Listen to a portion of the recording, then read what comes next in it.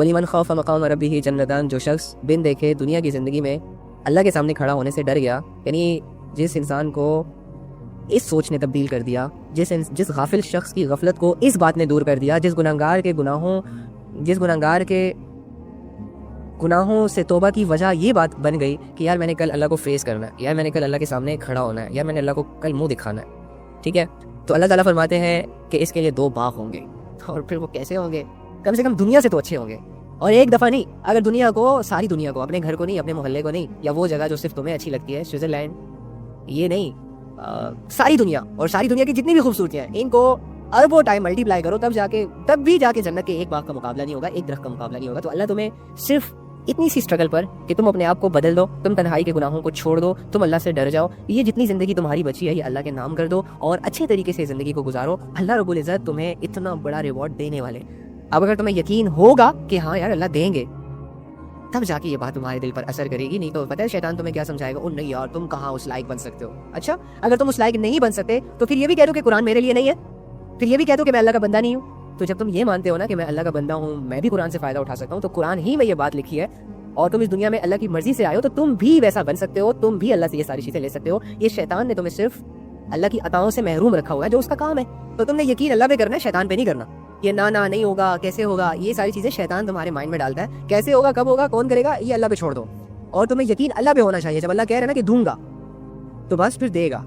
یہ نہ والی چیز اور مشکل لگنے والی چیز اور یہ اوکورڈ لگنے والی چیز یہ نہیں آنی چاہیے تھی دل میں، لیکن ایمان کمزور ہے، شیطان سے زیادہ متاثر ہے، شیطان کی باتوں پر زیادہ یقین آتا ہے، جیسے کہ شیطان کہتا ہے کہ او ہو تم سے تو گناہ ہو گیا، اب اللہ تمہیں معاف نہیں کرے گا، ہم یقین کر لیتے ہیں، اسی لیے تو توبہ نہیں کرتے، اسی لیے تو مایوس ہو جاتے ہیں، اسی لیے تو لوگوں سے کوسچنز کرتے ہیں جاننے کے باوجود کہ اللہ غفور رحیم ہے کہ یار میری توبہ قبول ہوگی کہ نہیں ہوگی، یقین نہیں ہوتا اللہ پر۔ شیطان پر یقین آ جاتا ہے کہ جب شیطان دل میں وسوسہ ڈالتا ہے کہ تمہارے اس گناہ کے بعد توبہ شوبہ نہیں ہے، تمہارے پاس 10 دفعہ توبہ کا آپشن تھا، تم 10 دفعہ گناہ کر چکے، اب 11ویں دفعہ تمہارے پاس توبہ کا آپشن نہیں رہا، حتیٰ کہ اللہ رب العزت فرماتے ہیں کہ تمہارے آخری سانس تک میں تمہارے گناہوں کو معاف کرتا جاؤں گا، جب تم مجھ سے سچی توبہ کرو گے میں تب معاف کرتا جاؤں گا۔ اب اللہ کی اس بات کو یقین نہیں ہے، لیکن شیطان اگر بتا دے نا کہ نہیں اللہ معاف نہیں کرے گا، یہ نہ والی جو سوچ ہوتی ہے نا اللہ کی رحمت کو لے کر، یہ شیطان کی طرف سے آتی ہے، مایوس کرنا چاہ رہا ہوتا ہے، دور کرنا چاہ رہا ہوتا ہے، اور کیونکہ وہ چاہتا ہے کہ پھر سے تم یہ گناہ کرو،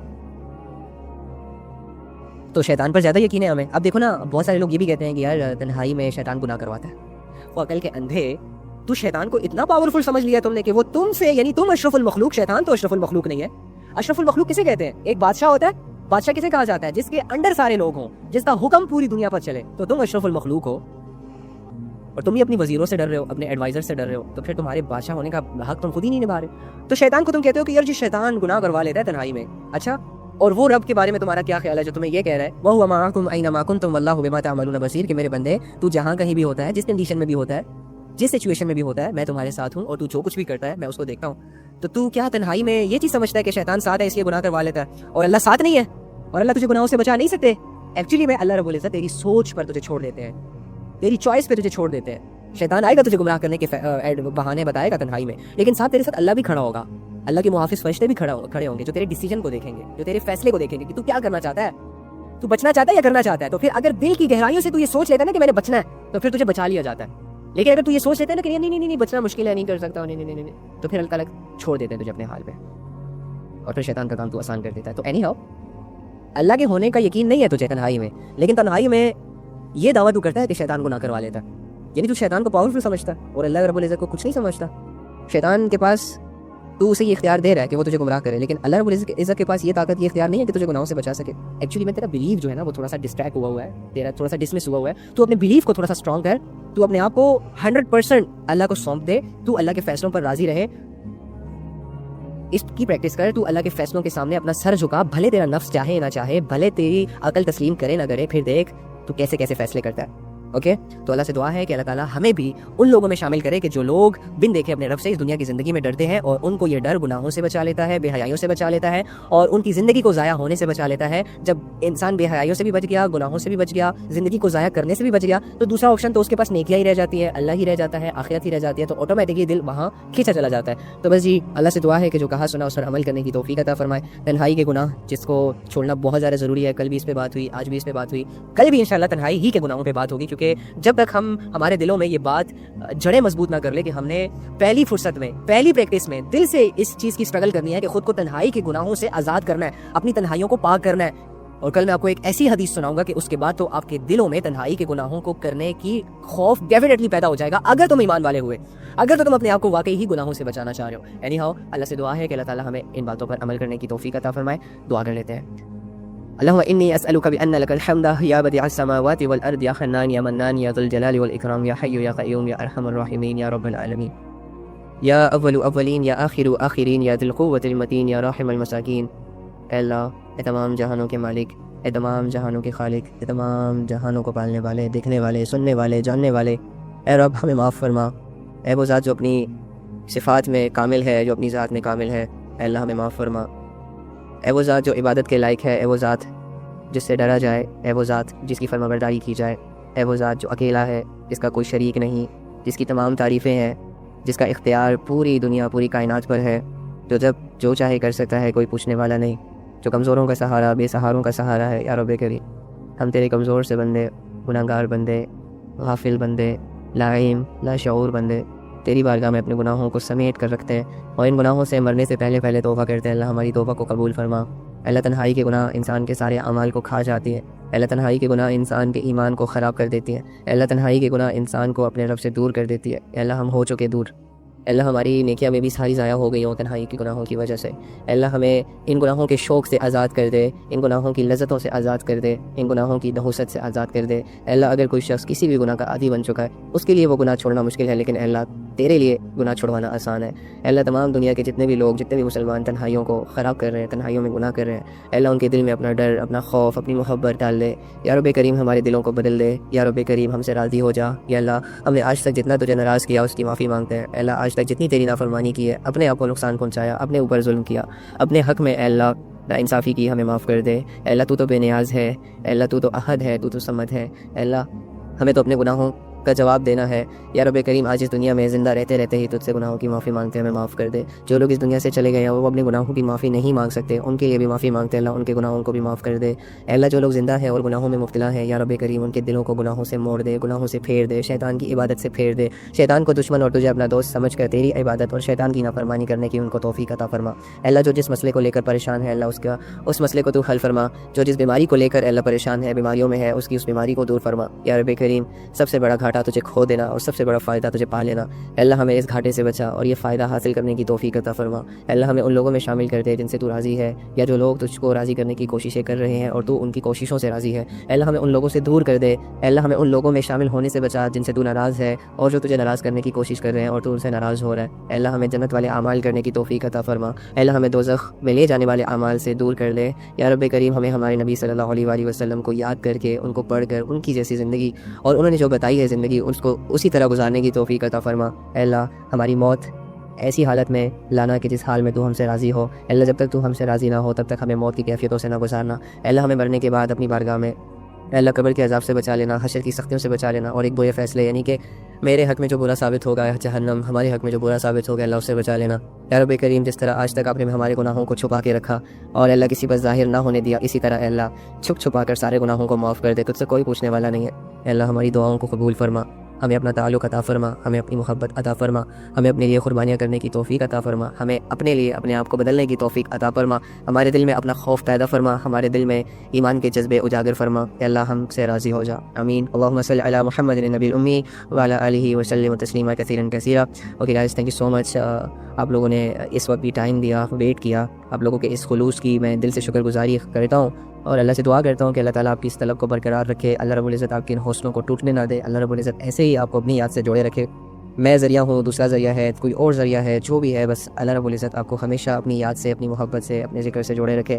اسی سے زندگیاں قیمتی بنتی ہیں، اسی سے علم عمل میں آتا ہے، اور اسی سے اللہ کی یاد تازہ ہوتی ہے. تو اللہ کو یاد رکھا کریں، اللہ کو بلایا مت کریں. زندگی میں چلتے ہوئے لمحوں میں رات اور دن کے کسی لمحے میں کسی ٹائم پیریڈ میں اللہ کے لیے کچھ وقت مختص کیا کریں جس میں آپ سب کو چھوڑ چھاڑ کے اللہ کے حوالے ہو جائیں, اللہ کے سامنے بیٹھ جائیں اور اللہ سے خوب باتیں کرنے کی عادت ڈلوائیں خود کو. اللہ کے سامنے اپنے مسئلے رکھیں اور پھر مسئلے رکھنے کے بعد اللہ کے فیصلوں کا انتظار کریں, اللہ سے اپنی خواہشیں مانگیں اور پھر اللہ کی اداؤں کا انتظار کریں, اللہ سے اپنی وشز پوری کروائیں, پھر وہ جو پوری کر دے اس پر الحمدللہ کہا کریں اور جو نہ پوری کرے اس میں اپنی بہتری سمجھا کریں. اپنے اللہ کو اپنا ہم سفر بنائیں, اپنے اللہ کو اپنی محبت بنائیں, اپنے اللہ کو اپنا مشن, اپنا ویژن, اپنی ٹاپ پریورٹی بنائیں, اپنے اللہ ہی کے سہارے اپنا جینا شروع کریں. اللہ کو پہلے رکھیں, دنیا کو بعد میں رکھیں. اللہ کو پہلے رکھیں, خواہشات کو بعد میں رکھیں. جو خواہشیں تمہارے رب سے ٹکراتی ہیں ان خواہشوں کو دور کرو. جو نفس تمہیں اللہ سے دور کرے ایسے نفس پر قدم رکھو اللہ کی رضا کے لیے, اسے کچلو, اس کو کچلنے کی محنت کرو. یہ 60-70 سال کی زندگی تمہیں اسی لیے دی تھی, اسی محنت کے لیے دی تھی.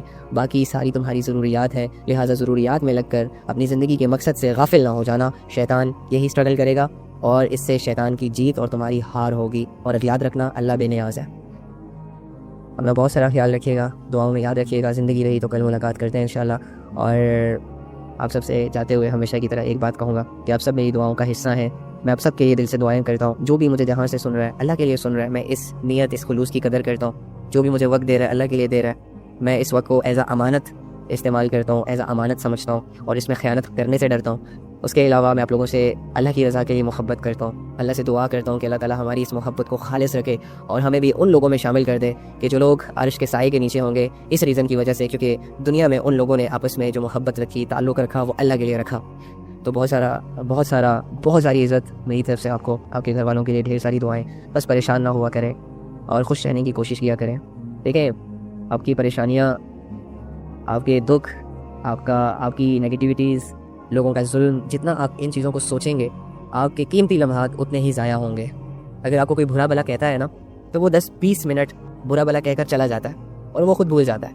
پھر تم جو اپنے ساتھ زیادتی کرتے ہو, ظلم کرتے ہو اپنے اوپر, وہ یہ کرتے ہو کہ اس کے چلے جانے کے بعد, اس کے خاموش ہو جانے کے بعد بھی تم سارا دن یہ سوچتے ہو کہ اس انسان نے یہ بات کیوں کی, اسے نہیں کرنا چاہیے تھا, یا میرے ساتھ ایسا کیوں ہوا, جس کی وجہ سے تمہارا سارا دن خراب ہو جاتا ہے. اور پھر اگر تم یہ سوچ کل بھی شفٹ کر دو, کل پر بھی شفٹ کر دو, تو پھر تمہارا کل بھی خراب ہو جاتا ہے. اور اگر تم مہینہ بیٹھ کر ایک ہی سوچ کو سوچتے رہو گے تو تمہارا ایک مہینہ خراب ہو جائے گا. لہٰذا دیکھو, انسان ہو, ایک آزمائش سے تمہارا گزرنا ہے. دنیا ایک امتحان ہے, ٹھیک ہے. یہاں پر اچھے لوگ بھی ہیں, برے لوگ بھی ہیں. یہاں پر اچھائیاں بھی ہیں, برائیاں بھی ہیں. تو برائیاں ڈیفینیٹلی تمہیں ٹارچر کریں گی, برائیاں ڈیفینیٹلی تمہیں ہرٹ کریں گی, برے لوگ ڈیفینیٹلی تمہیں ذلیل کریں گے, تم پر ظلم کریں گے. تو ہونے دو, کرنے دو, سوچو مت, بس اتنا ہی ان کو ڈیل کرو, اتنا ہی سوچو جب تک وہ تمہارے چہرے کے سامنے ہو یا جب تک وہ تمہیں باتیں سنا رہے ہو. اس کے چلے جانے کے بعد, اس کے خاموش ہو جانے کے بعد بھول جایا کرو سب کچھ. ایک نئی ایکٹیویٹی میں اپنے آپ کو بزی کر لیا کرو, ایک نئی سوچ میں اپنے آپ کو مصروف کر دیا کرو. نیگیٹو چیزوں کو جتنا سوچو گے اتنا ہی تمہارا وقت برباد ہوگا اور اتنے ہی زیادہ تمہاری زندگی سے گلے شکوے بڑھ جائیں گے. تمہاری زندگی میں جو بھی مسئلے ہیں چلنے دو, جو بھی پرابلم ہے چلنے دو. دیکھتے ہیں کہاں تک لے کر جاتے ہیں, دیکھتے ہیں کتنا توڑتے ہیں, دیکھتے ہیں تمہاری ہمت, تمہارے حوصلوں کو کتنا پست کرتے ہیں یہ لوگ, یہ آزمائشیں, یہ دنیا, یہ جاب کا نہ ہونا, یہ شادی کا نہ ہونا, یہ لوگوں کے تھکے, یہ لوگوں کی گالیاں, یہ لوگوں کی نیگیٹو تھاٹس, لوگوں کی غیبتیں. چھوڑو ان چیزوں کو, اپنا ایک مشن بناؤ, اپنا ایک ویژن بناؤ اور اس مشن میں اس حد تک لگ جاؤ کہ یہ باقی سارے مسئلے تمہیں چھوٹے لگے, فضول لگے. یار ٹھیک ہے, لوگوں کا کام ہی ہے, ہاں بس ٹھیک ہے, دنیا ہے نا, پریشان تو ہوں گے وغیرہ وغیرہ. اس طرح ڈیل کرو زندگی کو. اگر تم نے اس طرح ڈیل کرنا اسٹارٹ نہ کیا زندگی کو تو دیکھو, جیسے ایک سوچ نے تمہارے ایک مہینے کو ضائع کر دیا, ایک چیز نے, 2-4 چیزوں نے جو کہ تمہیں میسر نہیں ہے اور اس کے میسر نہ ہونے کی سوچ نے تمہیں کتنا برباد کر دیا. تمہارا سال ضائع ہو گیا, تمہارا علم جاتا رہا, تمہارا شعور ضائع ہو گیا, لوگوں سے تمہارا کنیکشن کمزور ہو گیا, لوگوں سے تمہارا بات کرنا کمزور ہو گیا. تو تمہیں پھر یہ ساری چیزیں ایسا ہی بنائیں گی, ٹھیک ہے. تم ایک انسان ہو, تمہارا اپنے اوپر اختیار ہے, تو اللہ رب العزت نے اپنی مرضی پہ چھوڑا ہوا ہے, تو تم بھی اپنی مرضی سے اپنے آپ کو ٹھیک کرو. کسی مسئلے کو بڑا مسئلہ مت سمجھو, کسی پرابلم کو بڑی پرابلم مت کہا کرو, اپنے سے نیچے لوگوں کو دیکھا کرو. اگر آج کے دن تمہیں کھانا نہ ملا نا, اور یہ کھانا نہ ملنا تمہارا سٹریس بن گیا, تم گلے شکوے کر رہے ہو, بھوک سے تمہارا برا حال ہے, تو ایسے لوگوں کو ڈھونڈو جو 3 دن سے کچھ نہیں کھائے اور ان کے درد کو فیل کرو, اور ان کے درد کو فیل کرنے کے بعد اپنے گلے شکووں کو ختم کر دیا کرو.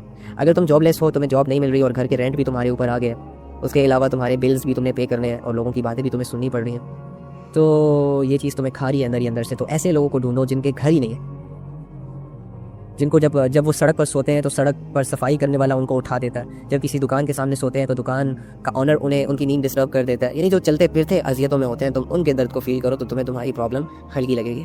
اس کے علاوہ اگر تم نے شادی کی اپنی مرضی سے اور تمہیں 1-2 سال بعد طلاق ہو جاتی ہے اور تم بیٹھ کے یہ سوچتے ہو یا یہ سوچتی ہو کہ یار میری تو کوئی غلطی بھی نہیں تھی, ان کے گھر والوں کا انٹرفیئر تھا, میں تو ایسا نہیں چاہتی تھی لیکن پھر بھی ہو گئی, اور یہ غم تمہیں کھایا جا رہا ہے, یہ سوچ تمہیں آگے سروائیو نہیں کرنے دے رہی, تو ایسے لوگوں کو ڈھونڈا کرو جن کو شادی کی پہلی رات ہی جوانی میں رخصت کر دیا جاتا ہے کہ جاؤ, اور جن پر بہتان لگائے جاتے ہیں زنا کے, جن پر بہتان لگائے جاتے ہیں کسی اور کے ساتھ افیئر کے, حالانکہ وہ لڑکی معصوم ہوتی ہے, تو ان کے درد کو فیل کیا کرو تو تمہارا غم بھی ہلکا ہو جائے گا.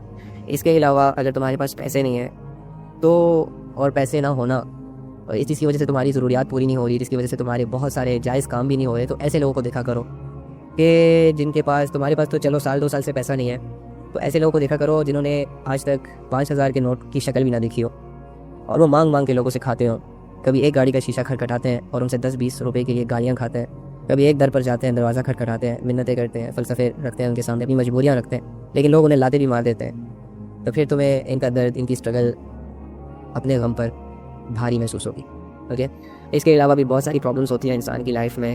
بس ان پرابلمس کو یہ نہ سوچا کرو کہ یہ پرابلم صرف میری لائف میں ہے, کسی اور انسان پر یہ قیامت نہیں ٹوٹی. یہ سوچ, جب تم اپنی پرابلم کو سیلفش طریقے سے ٹریٹ کرتے ہو, ڈیل کرتے ہو, سوچتے ہو, تب جا کے وہ پرابلم تمہیں اندر سے ڈسٹروائے کر دیتی ہے, ختم کر دیتی ہے, اکیلا کر دیتی ہے تمہیں, مایوس کر دیتی ہے تمہیں, تمہارے رب سے تمہیں دور کر دیتی ہے. لیکن جب تم اپنی پرابلم میں کسی اور کو شریک کرو گے, شریک یعنی کہ تم دیکھو گے کہ جس پرابلم میں تم انوالو ہو, اس سے کئی گنا زیادہ بڑی پرابلم میں میرا ساتھ والا انوالو ہے, میری فرینڈ انوالو ہے, تو پھر تمہاری پرابلم لائٹ ہو جائے گی. ٹھیک ہے. اور ایک حدیث بتاؤں گا تمہیں, یہ حدیث میری ول پاور ہے. یہ حدیث, اسے جب بھی میں پڑھتا ہوں مجھے رونا آتا ہے, اور میں اسٹل ابھی بھی بڑے مشکل سے اپنے آپ کو کنٹرول کر رہا ہوں. اس پر اگر میں ساری رات بھی بولوں نا تو یقین کرو کہ رات کم پڑ جائے گی میرے لیے, کیونکہ میں نے اس کو بہت ڈیپلی فیل کیا ہے, میں اس کی گہرائیوں تک گیا ہوں. میرے نبی ایک ایسی بات کر کے چلے گئے, یقین کرو کہ اس کے بعد اگر میں اپنی کسی پرابلم کو پرابلم کہتا ہوں نا تو یہ میرے لیے ذلت کا مقام ہے. میرے نبی میرے سامنے ایک ایسی بات چھوڑ کر چلے گئے کہ اگر میں اس کو پڑھنے کے بعد, جاننے کے بعد اپنی کسی آزمائش کو آزمائش سمجھتا ہوں اور اس آزمائش کو لے کر اللہ سے گلے شکوے کرتا ہوں تو میں بہت بڑا نافرمان, یقین کرو. اور وہ کیا ہے, ہمارے نبی فرماتے ہیں کہ جب بھی تمہیں تمہاری پرابلمس, تمہاری نیگیٹو تھاٹس یا نیگیٹیوٹی یا دکھ درد پریشان کرنے لگے تو میری زندگی کے بارے میں سوچ لینا, میرے دکھوں کے بارے میں تھوڑا پڑھ لینا, میرے دکھوں کو سامنے کر لینا, تو تمہیں تمہارے غم لائٹ دکھائی دیں گے, تمہیں تمہارے غم ہلکے دکھائی دیں گے. کیونکہ اس دین کے لیے جتنا مجھے ستایا گیا ہے, پرسنل کسی چیز کے لیے نہیں یار, صرف دین کے لیے. ہمارے نبی صلی اللہ علیہ وآلہ وسلم کو جو بھی اذیتیں دی گئی تھی صرف دین کے لیے دی گئی تھی. ہمارے نبی صلی اللہ علیہ وآلہ وسلم 40 سال تک لوگوں کی آنکھوں کا دارا تھا. لوگ اپنی امانتیں ان کے پاس رکھواتے تھے, ہر بندہ ان کی عزت کرتا تھا, ہر بندہ ان کی تعریف کے گن گاتا تھا. لیکن جیسے ہی اللہ کے دین کی رسپانسبلٹی انہوں نے اٹھائی اور وہ اللہ کا کلمہ لوگوں تک جب انہوں نے پہنچانا شروع کیا تو اپنوں نے ان کو دھکے مارے, اپنوں نے انہیں پتھر مارے, اپنوں نے ان کو گالیاں دی. تو میرے نبی کہتے ہیں کہ جب بھی تمہیں تمہارے مسئلے پریشان کرنے لگے تو میرے مسئلوں کے بارے میں, میرے دکھوں کے بارے میں سوچ لینا, تمہیں تمہارے غم ہلکے محسوس ہوں گے. کیونکہ اس دین کے لیے جتنا مجھے ستایا گیا تھا اتنا کسی نبی کو نہیں ستایا گیا. اللہ تعالیٰ ہمیں یہ باتیں سمجھنے کی توفیق عطا فرمائے. ان باتوں کو سمجھنے کے لیے اللہ تعالیٰ سے دعا ہے کہ جو دل درکار ہوتا ہے, جس دل کی ریکوائرمنٹ ہوتی ہے, وہ دل بھی اللہ تعالیٰ ہمیں عطا فرمائے. تمہارے دل پتھروں سے بھی سخت ہو چکے ہیں, بس صرف باتیں آتی ہیں ٹکرا کر واپس چلی جاتی ہیں, کوئی بات بھی اثر کر کے ہمارے اعمال کو نہیں بدل پاتی. ہمارے صحابہ کے دل ایسے دل تھے, ایک لوگوں کے دل تو ایسے دل ہوتے ہیں کہ جب اللہ اور اس کے رسول کی کوئی بھی بات ان کو سنائی جاتی ہے یا ان کو پتہ چلتی ہے تو ان کے دل ڈر جاتے ہیں, فوراً ان پر عمل کرنے لگ جاتے ہیں. ہمیں تو ایک بات جب تک ہزاروں دفعہ سمجھائی نہ جائے تب تک تو ہمیں سمجھ نہیں آتی. جب سمجھ آنے میں ایک بات اتنا ٹائم لے گی تو پھر عمل کرنے میں ہمیں کتنا ٹائم لگ جائے گا, اور زندگی ہے کتنی. ہم بہت سلو چل رہے ہیں, لیکن ہمیں فاسٹ ہونا پڑے گا, ہمیں کچھ کوئک فیصلے کرنے ہوں گے, ادروائز ہم پیچھے رہ جانے والوں میں سے ہوں گے.